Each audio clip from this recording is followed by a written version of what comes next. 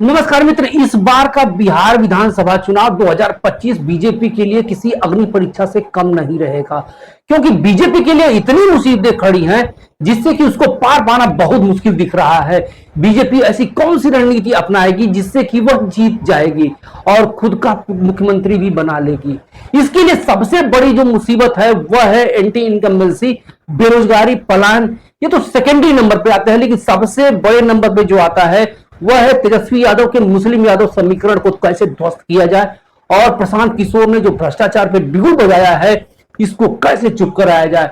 और सबसे बड़ी बात जो है वह है मुख्यमंत्री नीतीश कुमार पर जो दांव खेल रही है, क्या वो उसमें सफल रहेगी।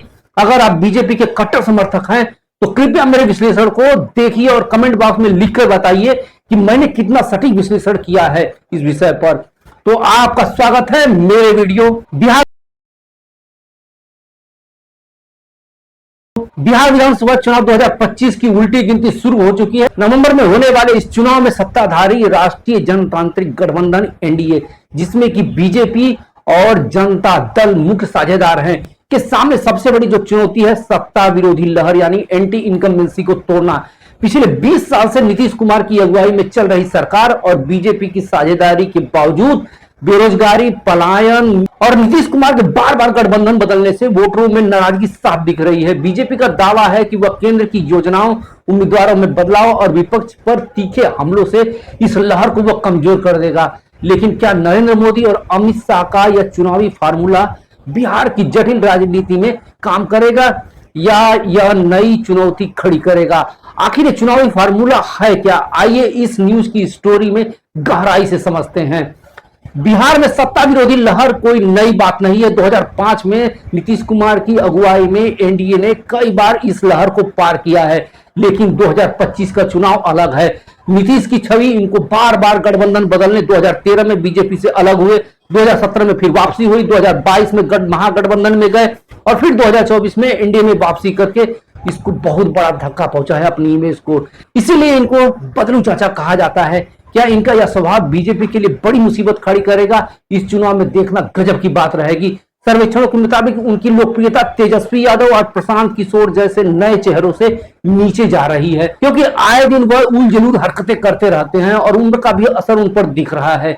इसके अलावा बिहार में बेरोजगारी 13.1% शहरी क्षेत्रों में और राष्ट्रीय औसत जो है वह 7.8 से बहुत ज्यादा है और पलायन 50% से ज्यादा युवा बेरोजगारों के लिए बाहर जैसे मुद्दे जनता को गुस्से को भड़का रहे हैं। बिहार में फैक्ट्रियां तो नहीं है, बची सरकारी नौकरियां। सरकारी नौकरियां जो निकालते हैं उसमें ज्यादातर बाहर के लोग आ जाते हैं। जब वह नौकरियां मांगने जाते हैं तो उन पर लाठियां बरसाई जाती हैं। आखिर बिहारियों के लिए ऑप्शन क्या रखा जा रहा है? बस एकमात्र ऑप्शन रखा जा रहा है कि दूसरे प्रदेश में जाकर के उनकी फैक्ट्रियों में आप काम कीजिए और अपने हाड़ को गलाइए और अपने परिवार से सालों साल दूर रहिए। आखिर यह कब तक चलता रहेगा? अब तो बदलो, अब तो जागो। लेकिन बीजेपी के लिए चुनौती यह है कि वह नीतीश की कमजोरियों को अपनी ताकत से ढक लेंगे।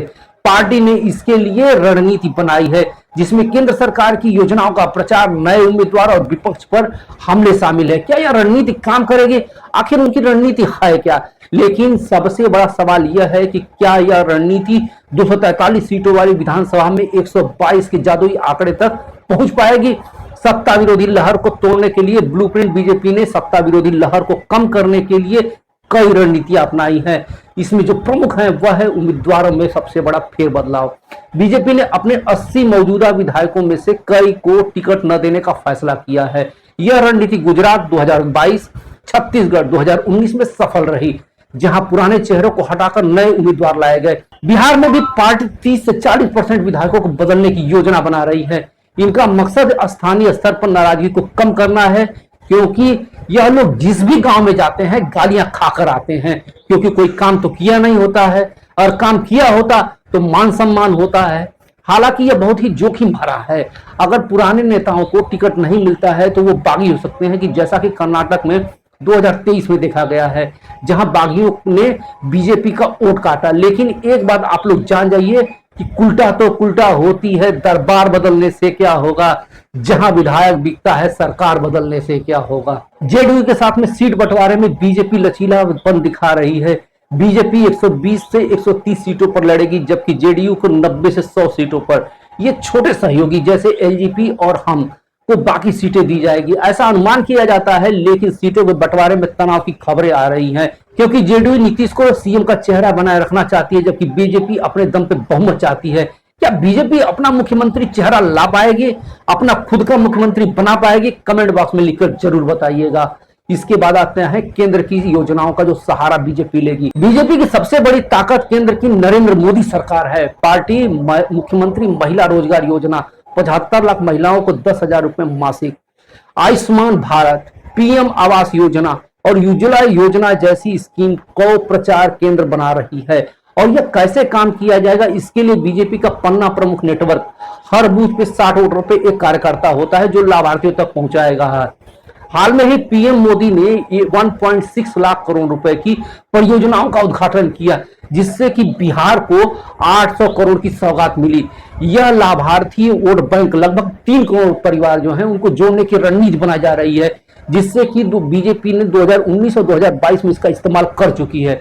लेकिन इन 3 करोड़ में जो सबसे बड़े लाभार्थी होते हैं वो 2 लोग होते हैं, पहला दलित होते हैं और दूसरा मुस्लिम होते हैं।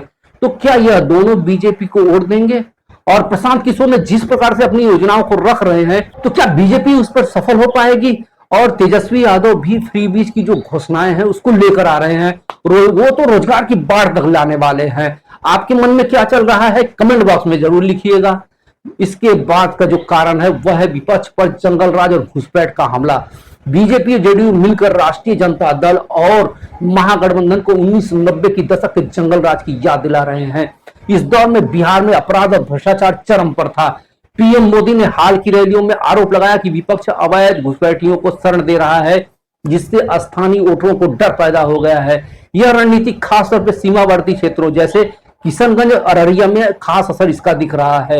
लेकिन सवाल यह है कि क्या जंगल राज का डर 2025 के युवा वोटरों को प्रभावित करेगा, जो इस दौर को उन्होंने देखा ही नहीं है। आखिर ये जंगल राज है क्या? क्या आज का जिंजी इसको नहीं जानता है? इसको जानने के लिए आप लोग मेरे अगले वीडियो को देखिए, जिसमें मैंने बिहार में हुए अब तक के सबसे बड़े हत्याकांड के बारे में आपसे बात करूंगा। इसके बाद जो बीजेपी की रणनीति है कि वो बूथ लेवल पे माइक्रो मैनेजमेंट, बीजेपी ने महाराष्ट्र मॉडल को अपनाया है, जिसमें कि कमजोर बूथों को उन्होंने फोकस किया है। हर विधायक को 6 महीने के लिए बूथ मैनेजमेंट की जिम्मेदारी दी है। अमित शाह और जेपी नड्डा ने पिछले चुनाव में जो उसका डेटा है उसका विश्लेषण कराया है, ताकि जाति समीकरणों के हिसाब से संदेश को तैयार किया जाए। उदाहरण के लिए यादव मुस्लिम गठजोड़ को तोड़ने के लिए बीजेपी गैर यादव, ओबीसी और दलित वोटरों पर फोकस करेगी। बिहार का चुनाव जीतना है तो जातियों को कैसे साधना है, यह सबसे महत्वपूर्ण है, क्योंकि जो भी इन जातियों का मैनेजमेंट कर लेगा बस उसकी जीत पक्की है। क्योंकि यहाँ के लोग तन से तो आजाद हो गए हैं, लेकिन मन से आजाद अब तक नहीं हुए हैं। जाति के नाम पर मानसिक गुलामी अभी भी बिहार के लोग जी रहे हैं, और उनकी समस्या की जड़ भी यही है और इसी जाति बंधन में है। क्या इस बार के चुनाव में बिहार इससे बाहर निकल पाएगा? आप क्या सोचते हैं, बताइए जरूर। इन सारी समस्याओं को नरेंद्र मोदी और अमित शाह कैसे काटेंगे, यह तो देखने वाली बात रहेगी। लेकिन नरेंद्र मोदी और अमित शाह की जोड़ी को भारतीय राजनीति का चुनावी जादूगर माना जाता है। बिहार में उनका जो फार्मूला है कुछ इस तरीके से काम करेगा। पहला फार्मूला जो अपना रहे हैं कि मोदी की पर्सनल अपील। पीएम मोदी की लोकप्रियता बिहार में नीतीश से कहीं ज्यादा है। सर्वेक्षण बताते हैं कि 60% बिहारी वोटर जो है वो मोदी को मजबूत मानते हैं, जबकि नीतीश कुमार को मात्र 35% मानते हैं। बीजेपी इसका फायदा उठाने के लिए मोदी को बिहार में हर महीने रैली और उद्घाटन समारोह में ला रही है। हाल में ही उन्होंने 12 परियोजनाओं का शिलान्यास किया, जिसमें रेल, सड़क और बिजली परियोजनाएं शामिल है। यह रणनीति 2019 में लोकसभा चुनाव में काम आई थी, जब बीजेपी को 39 में से 17 सीटें मिली थी। दूसरा है गठबंधन में बैलेंसिंग। बीजेपी ने जेडीयू के साथ में सपोर्टिंग वेट डिस्टेंसिंग की रणनीति अपनाई हुई है। नीतीश कुमार को सीएम का चेहरा बनाए रखा गया है, लेकिन कैबिनेट में 21 मंत्री पद को लेकर बीजेपी ने दबाव बनाया हुआ है। इसका मकसद नीतीश कुमार की कमजोरियों को बीजेपी की ताकत से ढकना, लेकिन यह रणनीति जोखिम भरा है। अगर नीतीश को लगता है कि बीजेपी उन्हें कमजोर कर रही है तो गठबंधन में दरार पड़ सकती है। इसके बाद ग्रास रूट कैंपेनिंग। बीजेपी का मोदी मित्र डिजिटल योद्धा अभियान 25 लाख वॉलंटियर्स को जोड़ रहा है। यह कार्यकर्ता सोशल मीडिया पर विपक्ष के नैरेटिव को काउंटर करेंगे और साथ ही केंद्र की योजनाओं पर मोदी का नाम और फोटो लगाकर क्रेडिट लिया जाएगा। उदाहरण के लिए उज्ज्वला योजना के सिलेंडर पर मोदी की गारंटी के लोगो छापा जाएगा। लेकिन विश्लेषकों का यह मानना है कि यह योजना फेल हो सकती है, क्योंकि मोदी और शाह का फार्मूला भले ही मजबूत दिख रहा हो, लेकिन बिहार की जो जटिल राजनीति है उसके कई जोखिम है। जो पहला जोखिम है कि गठबंधन की नाजुक डोर, नीतीश कुमार की लोकप्रियता में कमी और बीजेपी में बढ़ती महत्वाकांक्षा गठबंधन को कमजोर कर सकती है। अगर जेडीयू को कम सीटें मिली तो नीतीश असहज हो सकते हैं। बागी नेताओं से खतरा भी है। उदाहरण के लिए उपेंद्र कुशवाहा जैसे नेता पहले ही बीजेपी पर सवाल उठा चुके हैं। यह सभी राजनीतिक पार्टियों में दिखा गया है कि अगर आपका बहुमत है तो मुख्यमंत्री और मंत्री उनके ही होते हैं, बाकी तो तेल लेने गए। इसके बाद विपक्ष की एकजुटता, इंडिया गठबंधन आरजेडी, कांग्रेस, वामपंथी इस बार एकजुट दिख रहे हैं। तेजस्वी यादव का नौकरी नैरेटिव जो है बिहार में युवाओं को लुभा रहा है।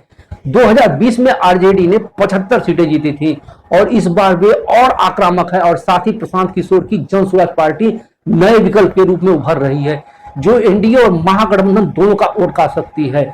इसके अलावा ओवैसी और मायावती भी मजबूती से मैदान में उतर रहे हैं। यह जानने के लिए आप लोग मेरा यह वीडियो देखिए। आंतरिक कलह व वास्तविक मुद्दे, बीजेपी के भीतर कुछ नेताओं पर लगे भ्रष्टाचार के आरोपों ने उसकी मुश्किलें बढ़ा दी हुई हैं। प्रशांत किशोर ने बीजेपी और जेडीयू के मंत्रियों पर भ्रष्टाचार के आरोप लगाए हैं, जो वोटरों को प्रभावित कर सकते हैं। और किस तरह से इन मंत्रियों ने भ्रष्टाचार किया है, यह जानने के लिए आप लोग देखिए ये वीडियो, आप सब जान जाएंगे। इसके अलावा बेरोजगारी और पलायन जैसे मुद्दों पर केंद्र की योजनाएं अगर जमीनी स्तर पर नहीं दिखती हैं तो सत्ता विरोधी लहर और तेज हो सकती है। बिहार चुनाव 2025 में एक बार फिर बीजेपी और मोदी शाह की रणनीति की अग्नि परीक्षा होगी। उनकी रणनीति में केंद्र की योजनाएं, नए उम्मीदवार, विपक्ष के हमले शामिल है, लेकिन गठबंधन की स्थिरता, विपक्ष की एकजुटता और वास्तविक मुद्दों से निपटने की चुनौती इसे जटिल बनाती है। अगर बीजेपी अपने लाभार्थी वोट बैंक को और बूथ प्रबंधन को मजबूत कर पाई तो वह 101 से लेकर 104 सीटों तक टारगेट हासिल कर सकती है। लेकिन अगर विपक्ष ने जाति व आर्थिक मुद्दों को जोड़ा तो नतीजे चौंकाने वाले हो सकते हैं। बिहार का सियासी रणक्षेत्र पूरी तरीके से गर्म है और अगले कुछ हफ्ते तय करेंगे कि मोदी शाह का फार्मूला ब्रह्मास्त्र बनेगा या नई चुनौती खड़े करेगा। आपको मेरा विश्लेषण कैसा लगा कृपया कमेंट बॉक्स में लिखकर अवश्य बताइए। और अगर मेरा विश्लेषण आपको पसंद आया तो कृपया करके आप लोग अपने मित्रों में शेयर करिए। आपका यह वीडियो देखने के लिए बहुत बहुत धन्यवाद।